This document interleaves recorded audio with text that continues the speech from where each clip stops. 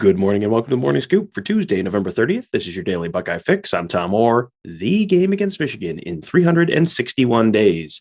Before we get started for today, I wanted to mention that today is Giving Tuesday, a day that nonprofits around the world rely on to help meet their end-of-year budgets. If there is a cause that's important to you, consider making a tax-deductible gift today to a local organization that does work in that space. Now onto the football. There was a major coaching change over the weekend as Oklahoma's Lincoln Riley is now USC's Lincoln Riley. He will have a little bit more money to donate to nonprofits or pay for a big house or whatever he'd like to do. And that came basically out of nowhere. He had been rumored to be interested in the LSU job Saturday night after losing to Oklahoma State, and the Oklahoma State DJ calling Baton Rouge at one point during the game. He specifically denied that he would go coach the Bayou Bengals, and that was true. But no one asked him about the Trojans, did they? That is a move that is going to have major implications in recruiting this year and beyond. To help break all of that down, Buckeye Scoop recruiting analyst Marc Givler is my guest this morning. Marc, thank you for joining me. Thank you, Tom. So it didn't take long for the impact of that change to be felt, because they had a couple of elite 2023 playmakers, Brandon Inniss and Treyaun Webb, both decommitted from Oklahoma like hours after the news broke. Both of them camped at Ohio State over the summer. We saw them both in person. They were both interested in the Buckeyes before committing to the Sooners. So is the door now open back up again for Ohio State with one or both of them? Yeah, I think, as we kind of go through the list here, and I'm sure we'll get into more of it, of guys this could impact, I think these are two that are maybe at the top of the list for Ohio State as far as maybe a positive impact for them. I think they're definitely back in the race with Brandon Ennis. It's going to be at least a 3 wide receiver class. They just, they want to take at least 3 every year, and they probably take exactly 3 every year, but I don't even know if the numbers will let them sit on 3 in 2023. It might be a 4 receiver class. So there's room, even if you feel good about Carnell Tate and Zach Branch, and that's a guy they really liked, and they've got a good relationship there with Brian Hartline. So certainly Brandon Inniss is back in play. I think that's going to be a wide open race.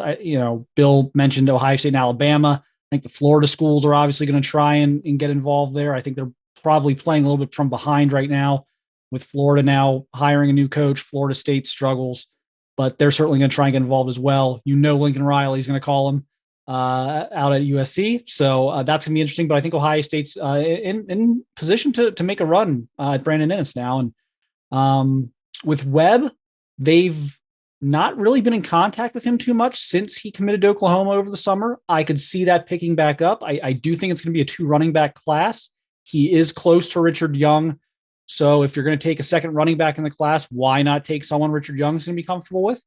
And maybe help you out there a little bit. But obviously, there's a long way to go there. I think we just kind of have to see how involved Ohio State wants to get there.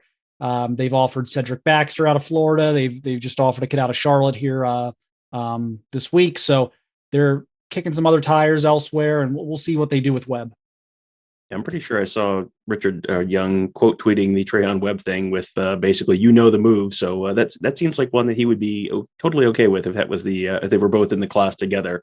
But those guys are still a year out. So there's a bunch of players of note who could sign as early as December 15th. And yes, that's just over 2 weeks away. So the class of 2022, one of them is Devon Brown. He's a quarterback. He decommitted from USC, who the Buckeyes were very interested in. To you, Marc, does the addition of Riley mean that the Trojans are now back in the picture there, or does that impact, where he may go at all? I mean, I think it could, but my information even before the decommitment was that he was not going to end up at USC. Part of that was obviously Clay Helton no longer being there, but it just felt like from people I was talking to that he just wasn't sure that was really the spot for him anyway. I still look at Ohio State and Ole Miss here as 2 very major threats for Devon Brown. We'll see what Lane Kiffin does. He's going to be a big name as these dominoes fall, but obviously with some of these big jobs kind of going off the board now, Lane Kiffin seems maybe more likely to stay at Ole Miss than maybe he would have been, a week ago. But I think that could still factor into Devon Brown's decision. And then what does Lincoln Riley have up his sleeve here? Because, obviously this came together. It sounds like it came together quickly. Maybe it didn't. Who knows? I guess only Lincoln Riley and USC know that for sure. But I can't fathom he made this move without any idea in his head, what he wanted to do at the quarterback position. So, is Devon Brown his guy? I mean, will he reach out to other players? Will he use the portal for this first year? Because in 2023, he had a 5-star Malachi Nelson committed to Oklahoma. Malachi Nelson decommitted from Oklahoma on Sunday after the news broke, and Malachi Nelson is a Southern California kid. That would make a lot of sense for him to follow Lincoln Riley to USC, and that's what I think is going to happen. So, knowing that he maybe has that in his back pocket, does Lincoln Riley even go nuts for a 2022 quarterback? Does he just maybe work the portal for a stopgap, in the meantime, to get to Malachi Nelson? So I think there's a lot of moving parts with Devon Brown. Well, three more guys who are 2022s who Ohio State has been pretty closely connected to, and you can let me know, are any of these guys who you think it materially makes a difference with this change with Lincoln Riley, either better or worse for the Buckeyes? Offensive lineman Ernest Green, he's from California.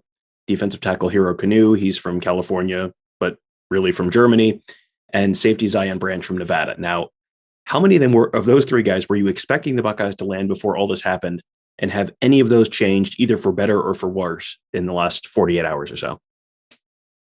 Yeah, so I had Hero Kanu, very high conviction in the Ohio State class. I had Zion Branch, pretty high conviction in the Ohio State class. And I begrudgingly had Ernest Green in the Ohio State class, knowing full well he could end up at Georgia. We'll start with Hero Kanu, I guess. I don't think this changes anything. My information has been that Oklahoma was basically eliminated recently. That it was the pick's going to be Ohio State when it happens. Now, does Lincoln Riley call Hero Kanu? I'm sure. And maybe Hero's just loved it out in California here the last year or so, but he's a kid from Germany. He's not a guy who grew up with any geographic ties or anything like that in the United States. His mom would have to fly in from Germany to see him anyway. I don't know that, LA is any easier to get to from Germany than Columbus. Maybe it is. I wouldn't know that, but I can't imagine it's that much easier. So I think this is a non-factor for Hero Kanu. I think Ohio State's in great shape there. And I think there would be other factors that would derail Ohio State with Hero Kanu, such as, Larry Johnson's status in terms of a retirement or something like that. But I don't think the Lincoln Riley situation moves the needle there. The other two, I think it does hurt, but with Zion Branch, I'm not sure that it's a big hurt. I think it's maybe just this could maybe be interesting. He's probably going to want to take Lincoln Riley's call. He's probably, USC's been a top contender for him. Throughout this, they lost a lot of momentum the last couple of months without a coach that Ohio State was able to grab. I think it might be too little too late for someone like Zion Branch, who has built these great relationships with Ohio State. But again, what's Ohio State doing with their defensive staff? Could that, would that derail it maybe more than Lincoln Riley would? I think that's something to watch as well. But still feeling pretty good for Ohio State with Zion Branch. I think it's really interesting is Ernest Green. USC's in the top 5, on the outside looking in, but in the top 5. Oklahoma was in his top 10 initially, so he's got the Southern California tie. He's got the interest in USC. He knows Lincoln Riley. So there's a lot there. And I think anytime you're talking about what I perceive to be a 2-team race between Ohio State and Georgia, and you're now splicing that and making it a 3-team race, I think naturally that's going to make things a little more difficult there. We've talked in the past about how Ohio State has tried to capitalize on when, other teams in recruit-rich areas are down. Ohio State will zoom in and capitalize. I mean, when Georgia was down during Mark Richt's time, it was like, boom, Raekwon McMillan comes up to Ohio State. And they hit Texas very hard while Texas was down, and Texas A&M was a little down, and J.K. Dobbins and Garrett Wilson and that Baron Browning and that whole group of guys, Jeff Okuda, they have really been hammering California in recent years with both USC and UCLA way down. And there's a talented group of kids at St. John Bosco who, they had like a whole group. I think they got a group rate flying out to Columbus earlier in the year. Ernest Green was one of them. We obviously just talked about him, but that's the program that produced Wyatt Davis, and they just are always loaded with talent. So how much does the hire of Riley maybe make that potential pipeline, at least, the flow slow down or even dry up for Ohio State? Yeah, I think it's going to hurt a lot of schools that have moved in on Bosco and Mater Dei and a lot of those other programs in Southern California. There's so much talent there, and USC is never going to be able to keep all of it. I mean, there's probably 50 kids in just in Southern California that could play at USC in any given year. So there's always going to be some chicken on the bone there, so to speak. But I talked to a high school coach in the area that's really dialed in with recruiting, has great relationships with coaches, college coaches all over the country. And he said this is a huge hire. And he said he expects more kids will stay home now. And I think if you look at the past history, I mean, we kind of joke that LA sports fans are front runners.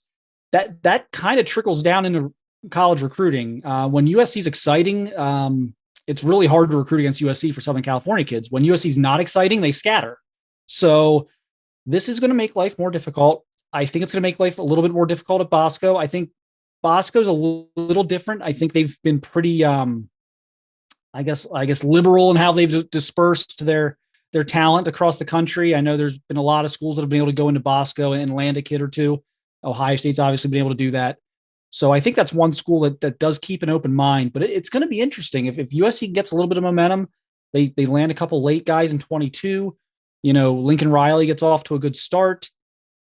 It's not going to make life easy for Ohio State, Notre Dame, Clemson, all these other schools in Alabama that have been able to go in there and pluck kids. And so I expect it'll be tough. They've got this great 23 and 24 recruiting classes at Bosco that Ohio State's got such a good head start with. They're on a lot of those guys' short lists. I'm not saying they're leading for all of them, but they're certainly, a top 2 or 3 choice for a lot of those kids they had on campus this summer. So it will make life difficult. You wrote about a bunch of other prospects and how this might impact them on the Ask the Insiders board on Sunday night. I texted you Sunday night at 8:45 or so, and then like 20 minutes later, ta-da! There was an article all about exactly what I was saying. Like, hey, can you come on the morning scoop later in the week to talk about this? And it was like, wow, I think he may have anticipated my need and written a whole article. How thoughtful of him. So there was a ton of other guys in there that we haven't even talked about yet. So go ahead and give us like one or two others that you think are worth mentioning, either in a good news or a bad news way for Buckeye fans. Yeah, I think I think there's two kind of guys to watch here. I've not been on the Cam Dewberry bandwagon as far as him ending up at Ohio State. He's a 4-star offensive lineman out of Texas, out of Humble, Texas, just outside of Houston. I'm still not to the point where I would move off of that. I just think ultimately when push comes to shove, he's going to stay at home. That being said, Texas A&M and Oklahoma were considered kind of his top 2 by people I've talked to. And my personal pick was probably Texas A&M for Cam Dewberry, but I have talked to people who think he might have been leaning towards Oklahoma. And I know he kind of seemed to take the news kind of hard on Sunday evening. He kind of tweeted out I think like a surprised type of tweet, and then a please no interview. He seemed kind of upset about it. So I don't know if that eliminates maybe one top contender if you're trying to get that late Hail Mary on Cam Dewberry. I think that could help. The one I think is interesting and they're gonna have to watch is Zachariah Branch, Zion's younger brother, 2023 wide receiver. Maybe the most electric guy in the 2023 class. Just unbelievable speed. How does this impact him? I think the conventional wisdom is that if they get Zion Branch, they'll get Zachariah. But here's the thing, even if he, let's say Zion Branch would sign with Ohio State this winter and then Zachariah Branch would commit to Ohio State, you've still got 12 months of Lincoln Riley in his ear. It's a very, very receiver-friendly offense that Lincoln Riley runs. And I've got to imagine he's going to be selling depth chart to a lot of these guys as they turn over their roster and all that stuff happens. So that's one to me that I'm a little curious about, because I think with Zion Branch, his older brother, there's only so much time left and there's the relationships have been made and things of that nature. And I think it could be difficult maybe for Zion Branch to have a total change of heart at the last minute. But with Zachariah, you're talking about a 12-month window there for Lincoln Riley, regardless of whether he commits to Ohio State early or not. So I think that's one to watch and keep an eye on and can't imagine Lincoln Riley's not going to make that kid a top priority. One more thing I wanted to touch on with you before we let you go. You earlier mentioned, the possibility of, if a coach leaves or retires or gets fired or whatever later, this could impact some things with players. Now, Ryan Day is probably still in the evaluation and decision-making process on all of that stuff. We're only a couple days out now from the Michigan game. But do you have a sense for the timing of those changes? Is that stuff that you think happens before early signing day? Is that something that they wait until they figure out if they're potentially sneaking into the college football playoff somehow? Is that something they wait till after the bowl game to make a decision on? Do you have a sense for when those decisions get made and announced? Yeah, I mean, obviously, it's kind of a two-part thing: is when does this happen privately versus when does this happen publicly? I think privately, he's already got to start getting his ducks in a row if he's thinking about making a move. We're seeing movement all over the country. Lincoln Riley's at USC, Napier's down at Florida. LSU's going to hire somebody, we assume. So, guys are flying off the board. There's big jobs open, which means there's big defensive coordinator jobs available and big money being thrown around. So if you want your guy, you're going to have to be pretty aggressive, even if it's kind of through back channels and privately right now. I don't think he could announce anything until it's 100% certainty they're not in the playoff, which I know is a 99% certainty probably right now. But I would think, I think we're looking at, from the time the dust settles on Saturday after these final games are played, I think he needs to get that week. I mean, that week after, I think he needs to identify what he's doing. If someone's retiring, maybe that's a little different, but, or if someone's contemplating retiring or contemplating a change, if someone's up for a head coaching position somewhere, that can all sort itself out over a few weeks. But if he knows he's getting rid of somebody or he's bringing in somebody at a certain position, he needs to move, I think, pretty much immediately, or else the candidate pool is going to dry up a little bit. Well, this is a month when and a week and a month when Ohio State is used to having a lot more football action going on the field. But boy, it sure seems like it might be an active month off the field this month between the recruiting and the coaching situations and maybe a little drama around the college football playoff rankings. We'll find out more a little later on tonight when they release the updated rankings on Tuesday night. And Tony Gerdeman and I will probably take a look at, so what would actually need to happen for this to happen for Ohio State. That we're planning on that being Wednesday's morning show. So we'll probably have that for you tomorrow morning if nothing else dramatic happens between now and then. But there's going to be a lot of stuff to talk about, and a lot of is this person in, is this person out? Recruiting analysis from Marc and Bill Green and Alex Gleitman and all of our fantastic insiders at BuckeyeScoop.com. Marc's Skull Session article. I mean, it was like I wished it and it came true just like 15-20 minutes later on Sunday night. I was like, oh man, this is great.